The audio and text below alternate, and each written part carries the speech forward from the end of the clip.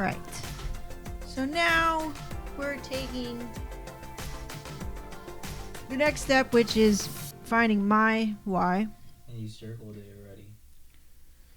And I circled my 5, I think, most outstanding things that shape me. But now let me look at them again. Okay. Now that I've already been through the process. Let's see.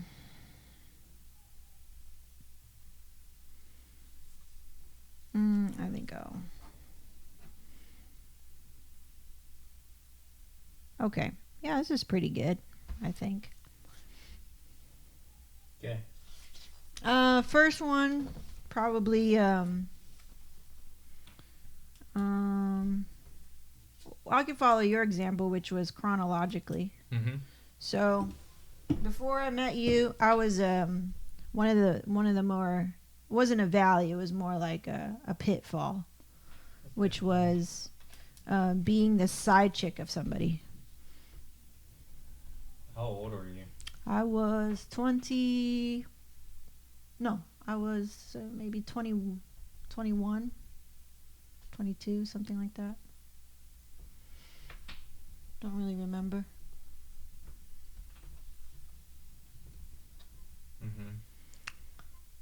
And what's the story with being this side chick of somebody?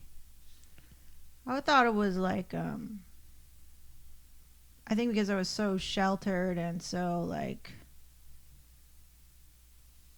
feeling of unspecial, like what you talked about last time is like, what's my purpose? Like I had no passion about anything, no ambition, nothing, until finally I was good at something, which was martial arts. And I excelled in it. I excelled in sports. I was doing fine in school. It wasn't really anything exciting.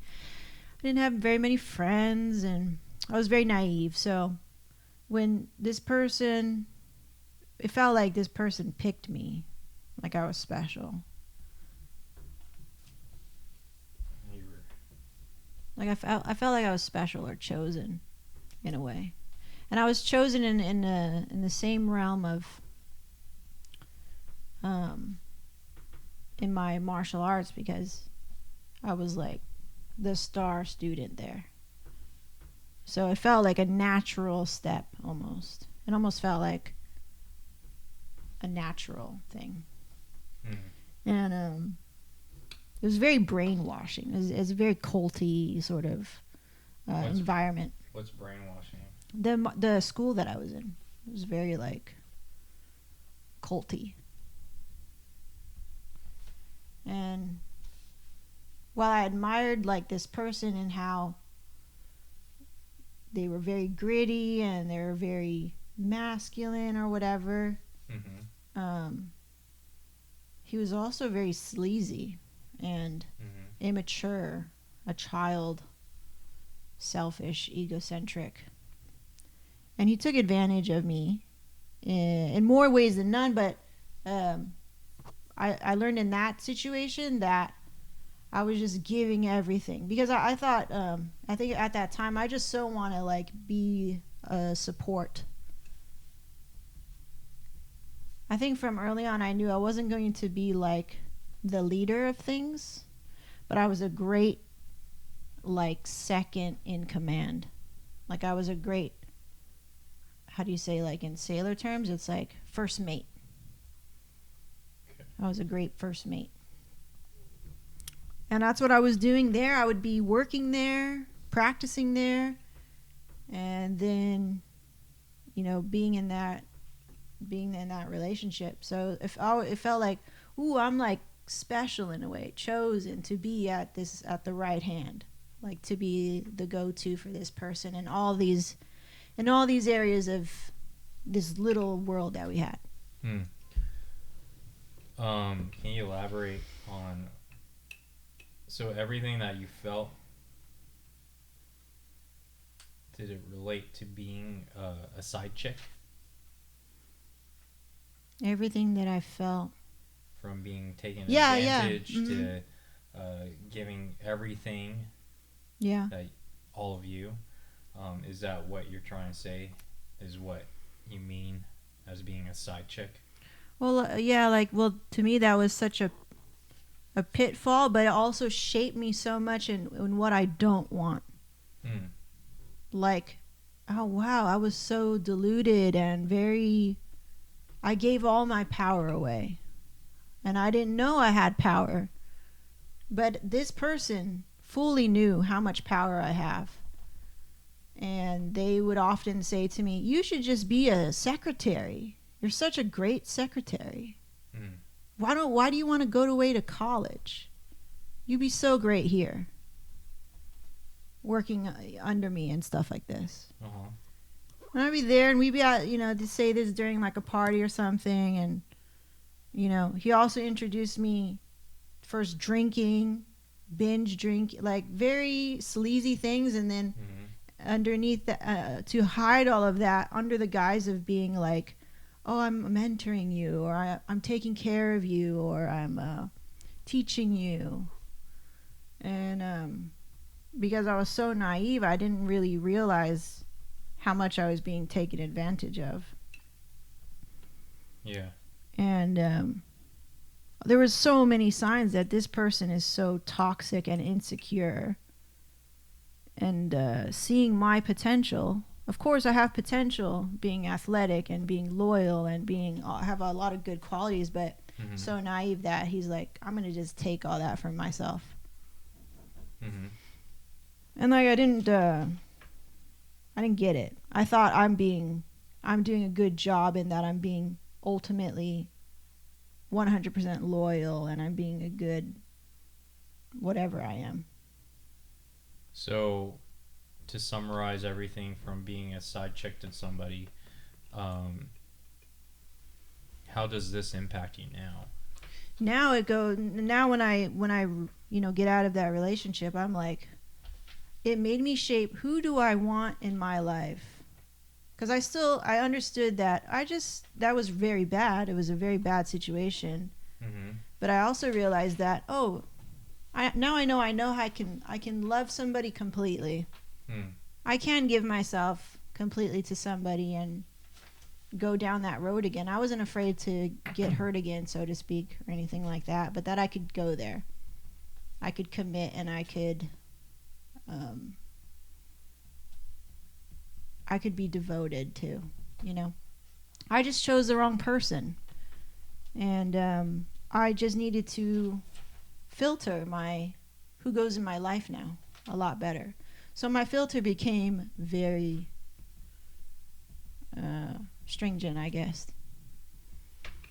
And so I began to shape who I want in my life from there. And I began to find out, okay, so this is what I really value in a relationship. Because I've been in almost the worst relationship.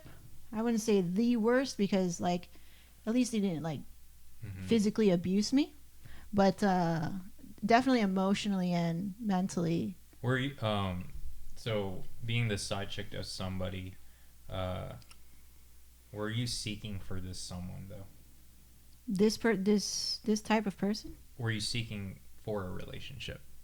No, it was more thrust upon me because this person wanted whatever I have that was good and innocent and had a lot of potential. He wanted that. And I think this person, they weren't intentionally being sleazy, but I think this person had a lot of trauma as well, which I know. And so he was a victim of his own trauma and lashed out in all the ways. He was self-harming. He was all this stuff. So obviously he could only do what he could do. And I was just, I just happened to be a part of that. And being strict, learning your lessons from this relationship, and you said now you're very stringent on like filtering types of people. Yeah. How does that shape your relationship right after that? I would say right after I'm still not formed, who I am right now yet, but I definitely know, okay, I can't start a relationship in sin. Basically, everything must be transparent. Everything must be known. Everything must be okay with the people. This was a secret too, right? So everybody must know about it, and I must be proud to shout this person from the rooftops. And I must be proud, right? I must be proud of this person next to me, not hiding. Everything transparent. Transparency was like a big one. I was like, now I'm just going to be very honest with how I live. And up until that point, I was comfortable with lying. And before, when I was a child, I would get in so much trouble for lying. So, would you say you lied a lot during your childhood? Yeah, I would lie because I'm afraid I'll get hit, which then I did get hit already. So No, what made you lie I'm used to again? it. I'm used to it. It's so like, you've been, you would say you were immune not to immune. being hit? No, not immune, no. Or I'm still so afraid, but that I'm so used to to just lie because I don't want to deal with... There is nothing else. There is only lying. There is no support that if I do tell the truth, that it's going to be okay. There's only like, if I tell the truth, I'm in trouble. If I don't tell the truth, I'm in trouble. That's how I felt. I felt like I can only get in trouble. Yeah. Yeah. There's only one way, is get in trouble. So I'm not going to say shit. And so that's kind of how I thought before. Okay. And yeah, I think that there's a lot of things that went into this side chick of somebody. Yep. Yeah. Mm-hmm. Okay, so next story? I need more paper. Okay. Okay.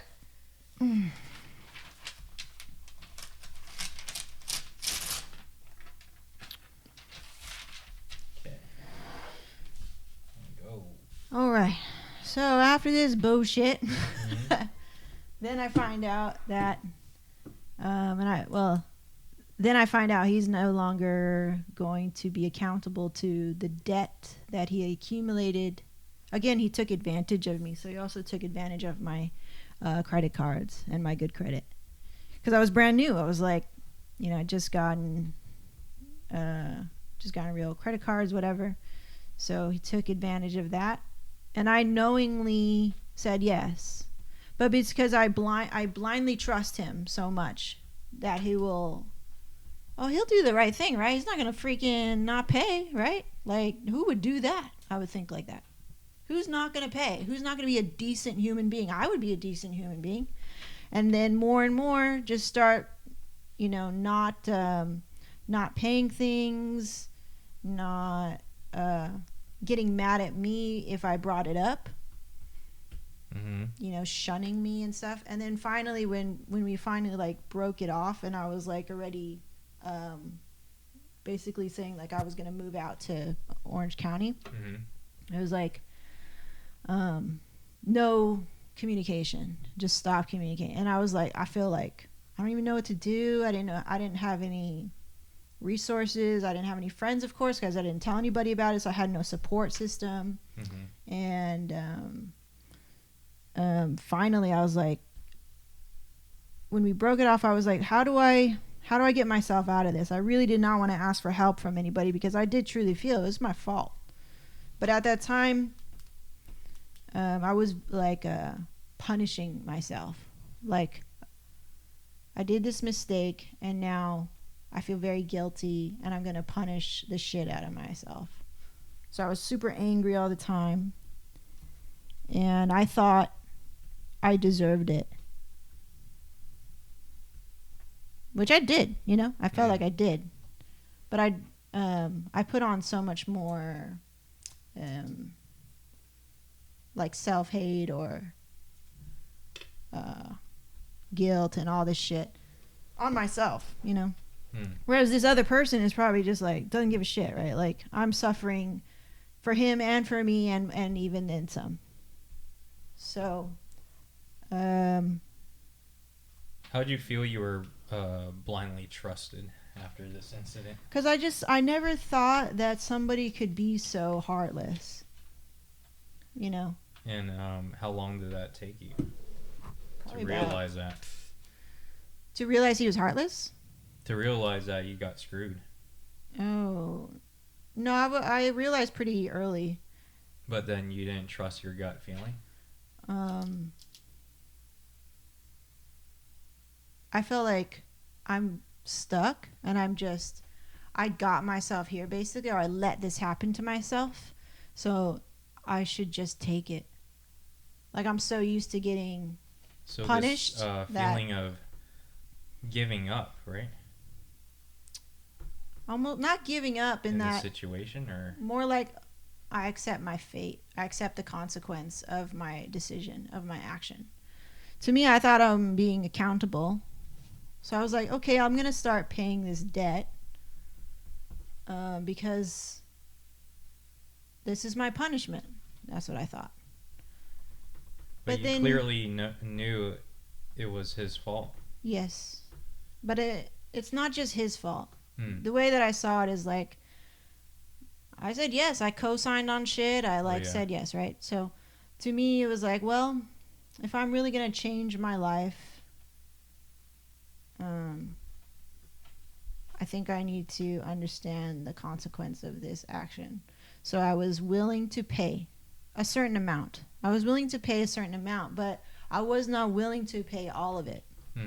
Because I said, hey, we both were here. We both made the decision to do this. So I'm willing to do my part. But you're not willing to do your part. In fact, you're telling me you're shit out of luck. He would say this in an email. Looks like you're shit out of luck, like this, like so hateful and cold and stuff, right? Mm-hmm. And I'm like, dude, this is a person that says that they would do all these things for you, take care of you, blah, blah, blah, right? Say that they love you, and now you're saying this to me. And I'm like, I could never say that. Because I said that I loved you, what, like all that, like that. And I meant what I said. Mm-hmm. So I mean, to me, and that when that happened, like all of my innocent belief in what my idea of what love actually is changed. So I was like, all right, well, if you're not here, I'm not gonna be here fucking fighting for this. And like, I feel like I've paid enough, so I'm done now. So I was like, how do I get rid of this? Like, how do I move on? And that's when I filed bankruptcy. So that was a turning point where I finally was not going to financially punish myself anymore. I was still going to take the consequence of this bankruptcy on me. And I'm like, I'll take that as my punishment, but not paying every month for this debt. I would rather have this bankruptcy, wipe this shit off my record, but deal with a bankruptcy for 7 years, and then move on with my life. And I'll take that as my punishment. But I'm not going to carry you around mentally anymore. So I believe in, being accountable to your decision, whether good or bad. And then you move forward. Resilience. Yeah. So that was a big turning point for me. And already by that time, I already meet you. So, what's can you elaborate more on what does it define being a decent human being? Yeah, you will. In my words. In your words of who, I mean, what's a decent human being to you? Probably right after or during those times. Yeah, considering all things, right? Yeah. Well, in that context, what I mean is this person during that time revealed to me a side where it would make me believe that maybe this person is not all bad. Maybe all of this shit that we're going through is for a good reason. Right? Number one, I'm only there because this whole thing started because I thought I'm special, chosen, and he's the one that's making me feel this way. Like I owe him. So right away, it's not very good, but I have a very distorted idea of what a real love is or what a real healthy relationship is. I have no idea because I'm not even allowed to explore it. So that's what my experience is. So in that context, what I mean by decent is that if you're this kind of person, how could you do that to me? If I was all of that to you, how could you do that to me? I could not do that to anybody. Like if you and I were to get in a terrible fight, I'm not gonna go and like throw your iMac out the window or some crazy shit that you've seen on TV. I'm just not like that. I just want to cut it off and move on with my life, right? And do my part. Like if we made something together, or like the business, I'll be like, you are responsible for your part, I'll be responsible for mine. Fairness. Decency means fairness, not petty. Okay.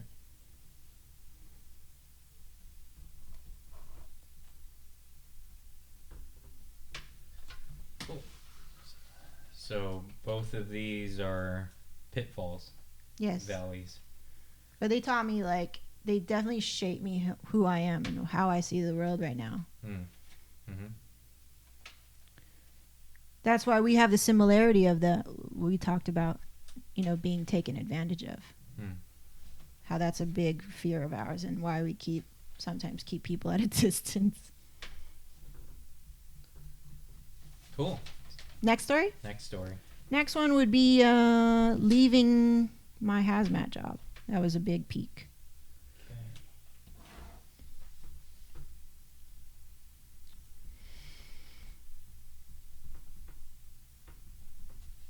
So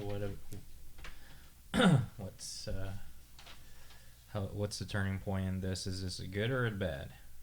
Well, this is a great one. Okay. I thought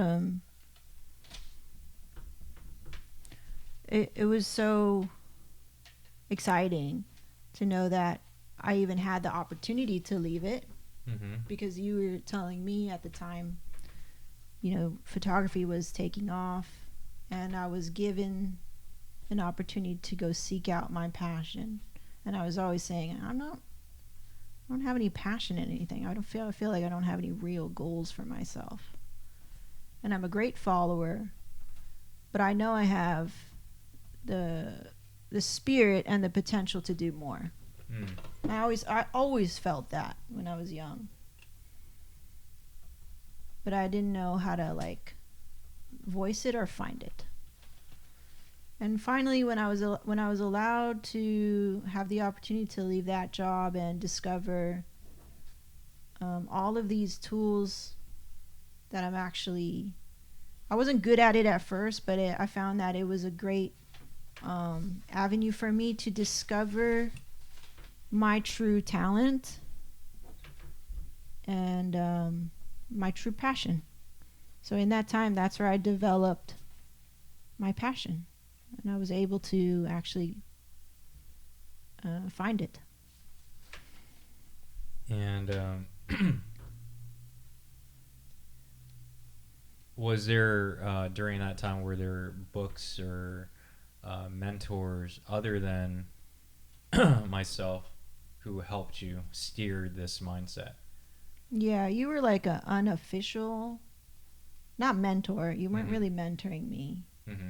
And if you were, it was more,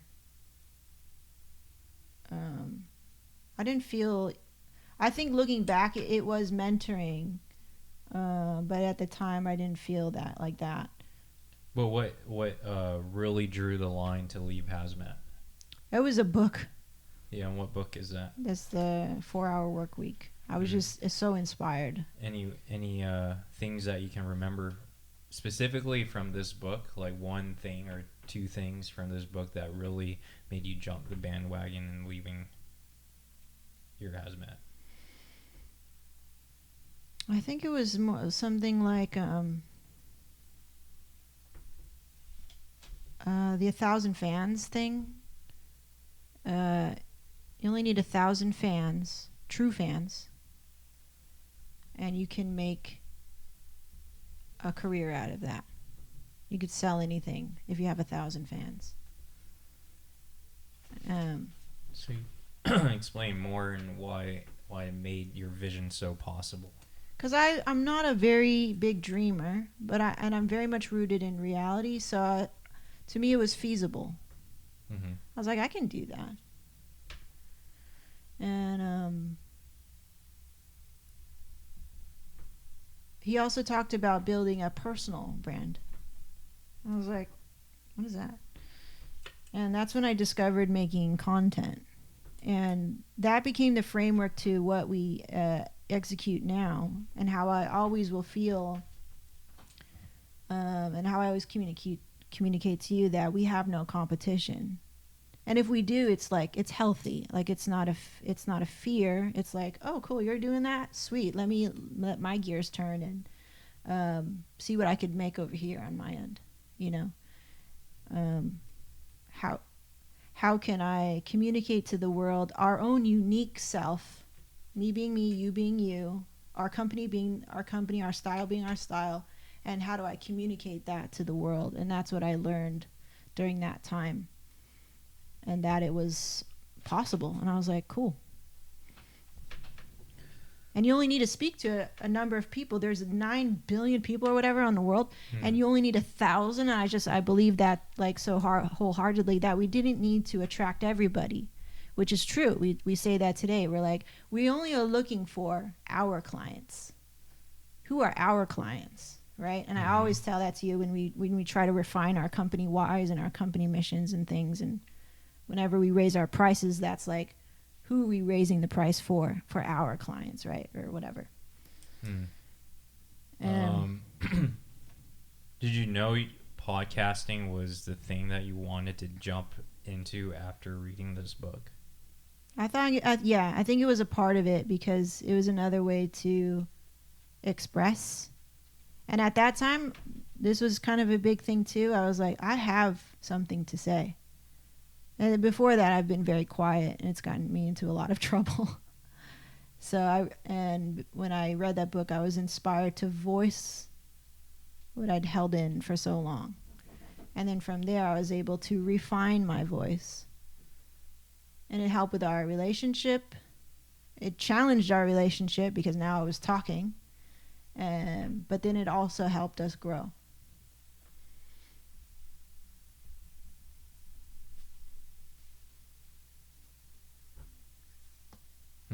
Okay, cool. Next one.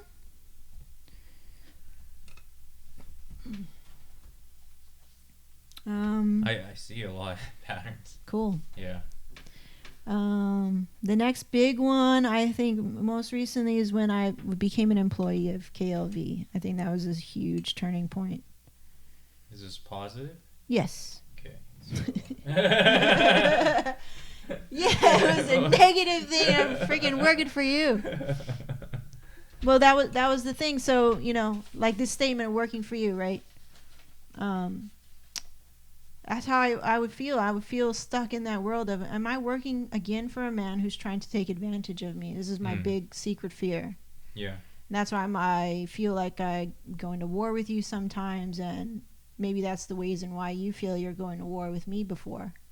Because we both have been traumatized and hurt in some way, where trust is violated very early in our. Well, you much earlier than me, but I feel like you might as well have taken away my childlike innocence in that previous relationship. Mm-hmm. So, when I became an employee, I felt like you were finally letting me in, and really saying that I will take care of you, like that you meant it.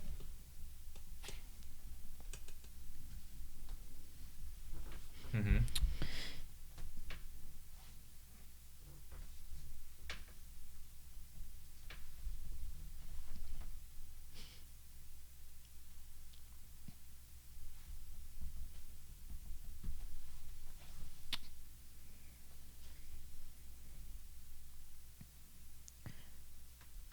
I think we had a lot of like trust issues before. So that felt like we were both putting our injured hearts on the table and then going like, okay, even though we're been hurt or whatever, like we're still gonna do this.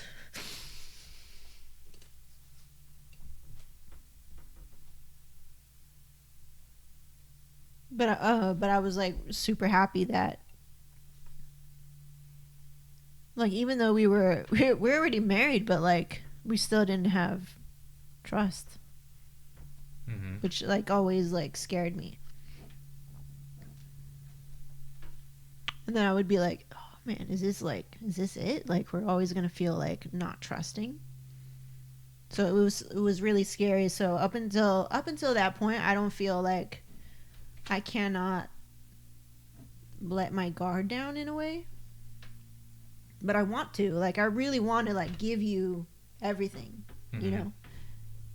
But then there'll be like little things where I'm like, oh no, I gotta like hold back.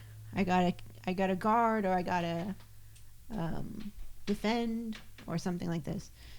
So although you've been with me for a while and after marriage, what are things or signs that make you feel like you're being taken advantage of, or the fear of being taken advantage of? Well, like I feel like sometimes I would be trying to do, because I'm an acts of service person, so the way that I show my caring and love and like dedication or commitment is I do the thing with, say, like little to no pay. Or I'd go the extra mile. But then if I see those same things, that the patterns, the red flags are going off in my brain about this like traumatic experience that I have, and like how that person was able to say all the things, to do all that stuff, but then at the end of the day still even like would just not want to destroy me, but want to leave me. Just be like, I don't care. I only care about myself. An egocentric person, an egotistical person, somebody who's like at the end of the day only cares about himself. So whenever I feel that and see it and hear it, I'm like instantly on guard. And I'm like, whoa, whoa, whoa. Like there's a lot of alarms going off in my head. Like, watch out. Like, say something or something like that. So after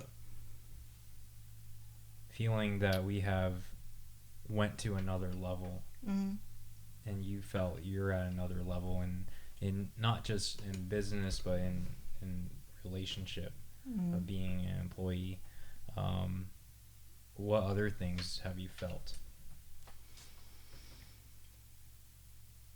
I feel like I can truly give myself now. And give from a place or serve from a place that isn't just for me. Like I truly want to make your visions come true, right? When I accepted that my purpose and my passion is to help others build that bridge. I do call myself the bridge builder or bridge maker, and like I take pride in that and helping people realize things and also advocating what they really mean. They saying something, but there's something underneath. And I felt like I went through that, where I'm saying something on the outside, but I mean something on the inside. Interpreter. people's true intent, their true meaning. Like, I feel like I do that for you a lot, and help you realize, what are you really trying to say, or where is this really coming from?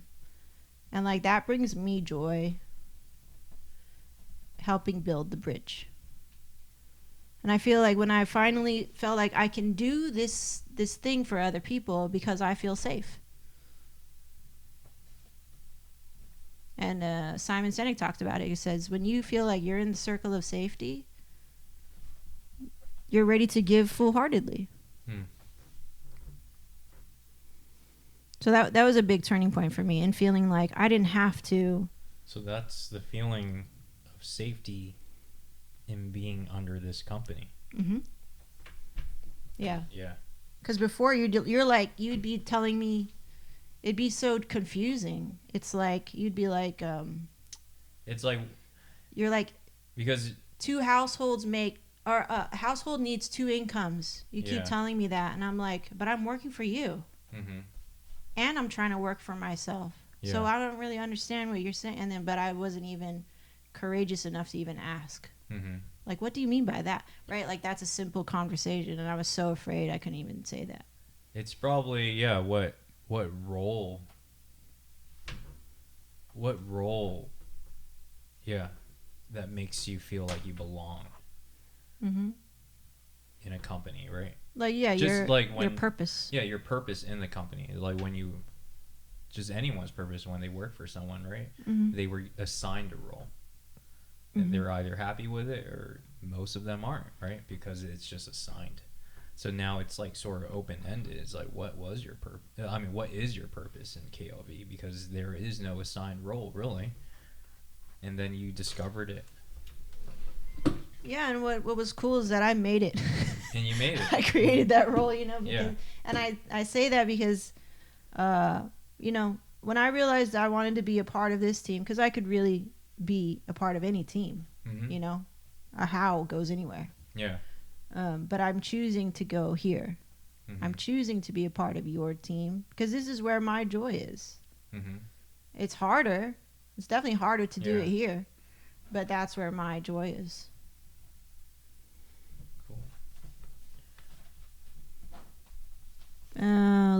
You ready for the last story? Yeah. Adopting Nika. I think this one's a good one. It kind of rounds up it. I think she's a big proof to our growth. A big statement in how far we've come in terms of communicating, building patience. She's our second chance to be better people. Not to be just better dog parents, but like just be better people. I think she makes us be conscious of our habitual, like, reptile brain that only wants to serve ourselves and doesn't think of others.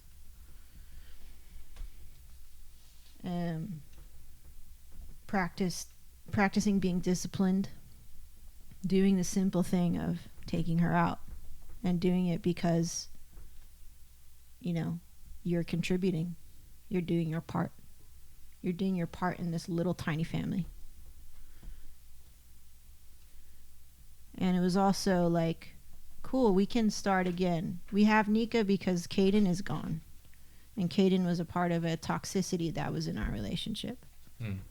When we purged, we started to do this purge of purging a lot of the arrows, toxicity, toxic people, toxic pet, the pet coming from not a good place either, and allowing ourselves to heal all of that shit. So Nika is like an example that, oh yeah, we can always start again. We can always learn from our mistake. And that we can still have the happy ending, still have what we want, still be fulfilled. Even though we've made many mistakes. So with her, it's always like, oh, cool, like, oh, we've made a lot of mistakes. Or even personally, I would think to myself, personally, I've made a lot of mistakes, but I still have this life. I still have this fantastic little companion pet. And she so loves us, both of us equally. So I think that's a great testament. That's a big like marker for me. in our present life. And going forward, is there anything that you want more? More of my life? Yeah. Interesting. B asked me this yesterday. I just want to be fulfilled.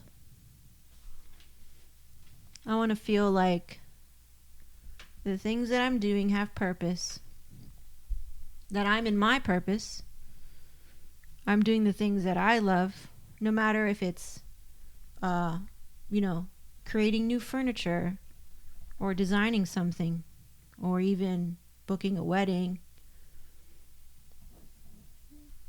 That I'm fulfilled with those actions every day, because it's contributing to a greater picture, the big picture. What's that big picture? The big picture is a successful business, successful marriage. What's a successful business mean to you? That we are able to support the team that we want, the team members within it, and have the clients that make us the happiest. That fit our KLV standard, basically. We've laid that out together, and we're like, cool, we want these type of clients. We call them down clients, right? They're down. So as long as we're able to serve people like that, and when I feel you're in your purpose, I feel very good. I'm like, cool, like B's like in his element. If you're not, then I feel like I'm not doing my job, because I feel like I'm a facilitator of your channel to be an artist. And that's what I do behind the scenes. A lot of the time I'm thinking about, you complain to me about something, a little complaint, a big complaint, and I'm like, how do we eliminate this complaint? That's what my role is as a manager. Like, the manager does that.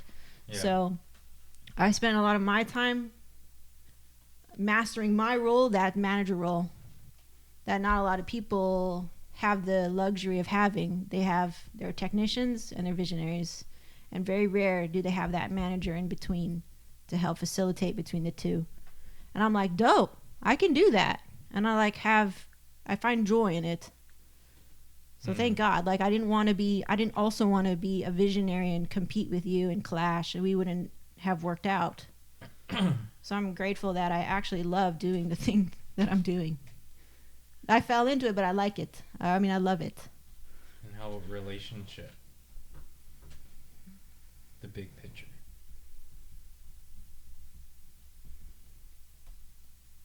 My big picture is to keep doing what I feel like I was successful doing yesterday, which was listen. And not let my ego say things that keep me from hearing you fully. And to help you understand who I am too. Because I think a lot of my own frustration with you or with our marriage, a lot of the communication barriers is because I haven't figured out how to voice them to you yet in a way that you would understand. Like yesterday, I could feel your defense. I could feel your heat. But then it took this amount of time to be there and be like, oh yeah, I get where you're coming from. And I'm not being personally affected, and be like, I get where you're coming from, but why? Like, how? Like, what do you like to ask all these questions that I'm actually saying to you right now with a cool head, and diffuse you. Like, if it was 5 years ago, it's a fight already, right? Yeah. So, or even 2 years ago, it's a fight already. So the big picture is always, am I listening? Am I doing everything I can? Because then if I'm my best, person in this marriage, then I think that would inspire my partner to be the best that they could be, because they see how hard I'm working to be my best self, which is true, I think. You know, when I'm not telling you to do something or forcing you to take some test or something, and you have the opportunity to rise up because you see and feel the level being risen in our relationship, like, you do it. But I don't have to be like, you better do this. Which is cool. Yeah. Yeah. Cool. You feel like you said everything? I think so. I talked a lot. So I do see patterns. Cool. So I circled. You have nice notes. So what was the thing that I have to do? Circle what? Circle some shit. Hold on. What did I do? So I started underlining like common themes or common words that came up more than once. I did all that. Okay. And then now next is to identify themes. As from words. From what you just like you underline or circle to some shit. So yeah. What themes do you see? Reoccurring themes. Recurring themes. And how many themes should I narrow it down to? It's limitless. Okay. First. It's limitless first. Do you want to write down your themes as I'm saying it? Okay. Because you can read your own writing. Okay. I can read yours. First theme, I mean, this is like a big theme, is that you do not want to be taken advantage of.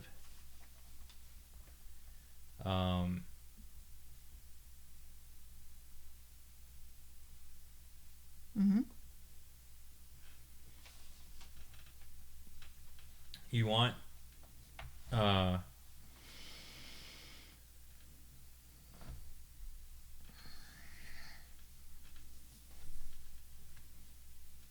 me see. I'm trying to like paraphrase everything.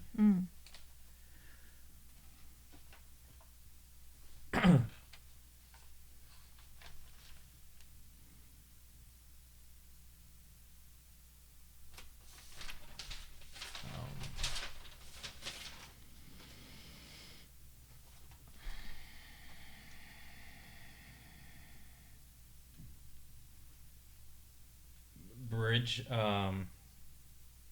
being the shit. I mean, there's a lot of stuff, you know. But then, if I was to paraphrase, is that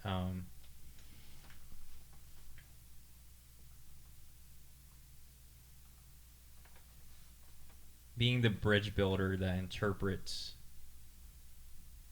the underlying meaning of a person's issue or voice, a person's voice.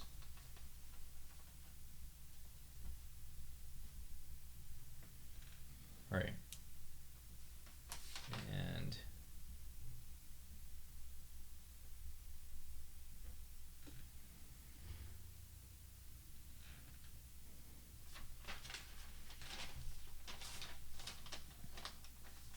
another thing is you say toxicity a lot,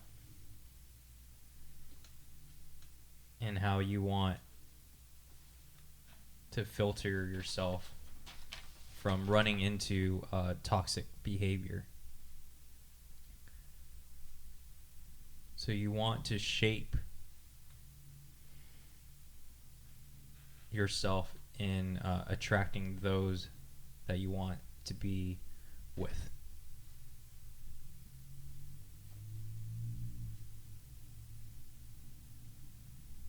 You also say many things about accountability.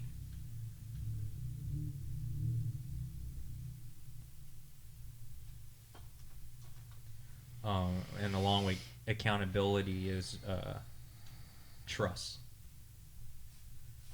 someone that you can be vulnerable with and still feel safe.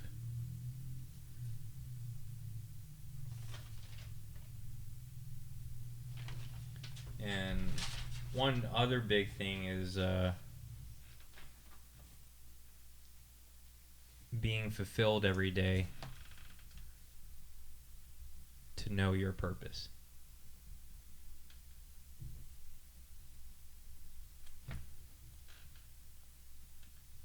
And I think I came down to that. Mm-hmm. Yeah.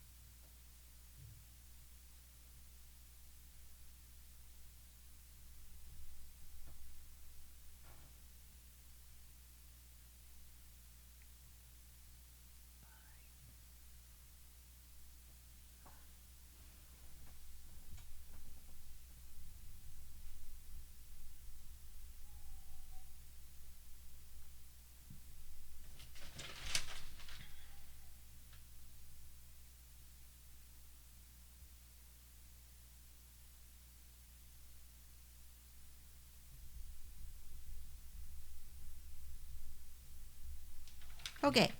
When you come down. I feel like this is my first draft, okay? Uh-huh. Okay. This is my... Okay, my first draft is to interpret people's true meaning so that they may discover their own power by consciously shaping their inner voice.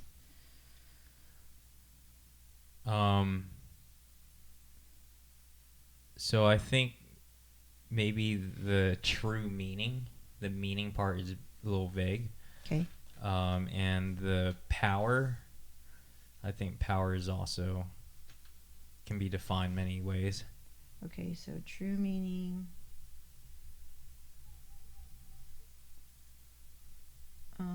Authentic self. That's another word. To interpret people's authentic self so that they may discover their own Voice. true voice. Yeah, that's more straight to the point. And that could be applied to, everyone. I feel like I do that. Mm-hmm. That I am conscious of it. Yeah. Well, that was easy. Well, there you go. You're clear. You're concise. It's specific. But, I mean, now you know. Do you love those words? I love these words. I've already been saying them to myself for a while. But everything that led us from this process to that. Yeah. I've had the practice of talking about it over and over, and that's why I've come to it. So, but it's cool to have it down on paper because I have this in my mind already. Yeah. But I have it on paper, and now that it's conscious and written out, and they say it can be refined over and over. So maybe I will, discover more layers and depth to it. You can now that it's conscious. Yeah, you can now do the friends exercise with multiple friends and maybe a refinement each time, and you'll start to lead your something even more specific than what it is. Yeah. And maybe even this is my why and stuff, but am I even putting it to action? I do feel where this resonates, but where does the courage come from to enact your why? Because it does take courage to do this. Yeah. To do any why, how he's describing it, it's you got to step up. Mm-hmm. So It's not passive. Let's say it again. So my why is to interpret people's authentic self so that they may discover their own true voice by consciously shaping their inner voice. So It makes sense to Yeah. me. It's a lot of voice, it's but a lot like of voice. I just like, Maybe I need to read it for myself. well, I have to write it out. Oh. I didn't exchange it yet. Oh, okay. You want me to write it out Yeah. complete?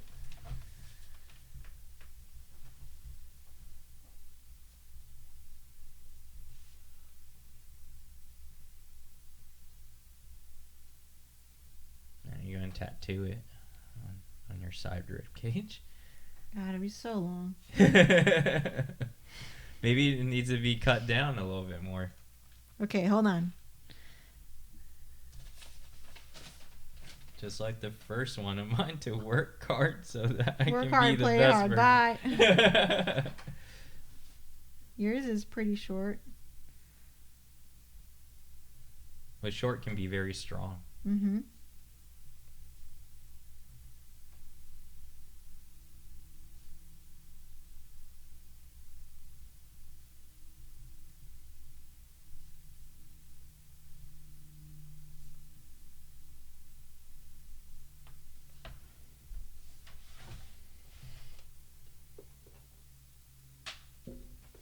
To interpret people's authentic self so that they may discover their own true voice by consciously shaping their inner voice.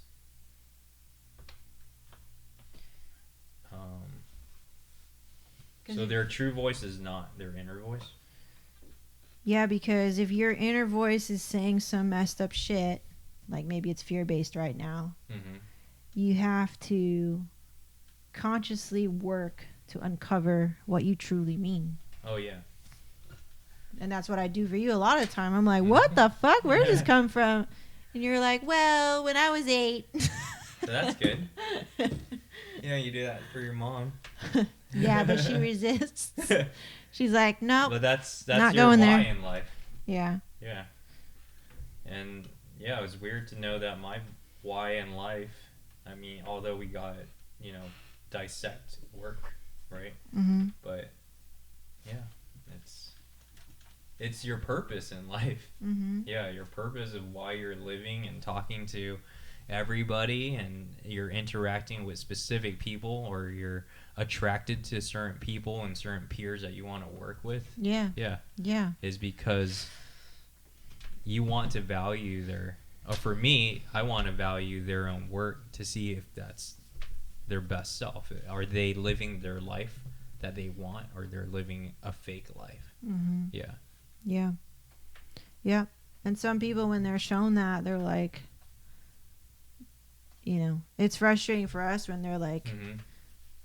maybe they see that it's not an authentic life or self. Yeah. But they're too afraid to step up. And I think I do that a lot because I did it for Qual. I'm like, you're working in this cubicle, but then you keep complaining that you want to pursue photography. I'm like, why don't you do it? Mm-hmm. Yeah. Value your own work, and people will value your work when you value your own. Yeah. Yeah. Now he's doing it, right? Like, Yeah. he's doing his thing, and everybody has like that moment of like, can I do it? This is like your power. Yes, it is your power. And this is my power in the purpose of living. Mm-hmm. Yeah. So maybe you can refine it more. Yeah. What is it again? To value one's work so that our peers can be the best version of themselves. To value one's work.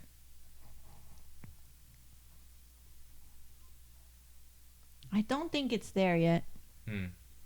I think there's a better, more stabbing way of saying it. When you hear it, you're like, oh, you're right. But we can talk about it later. Yeah. That was cool. good. Thanks, man. Yeah. That was fun. That was fun. Cool. I found my why. Yeah, you did. Thanks for chiming in, guys. So Yeah. that's the exercise. If you like it, you can buy this book called Find Your Why. Yeah. Find your purpose in life. Yeah. Find it. Bye. Ciao.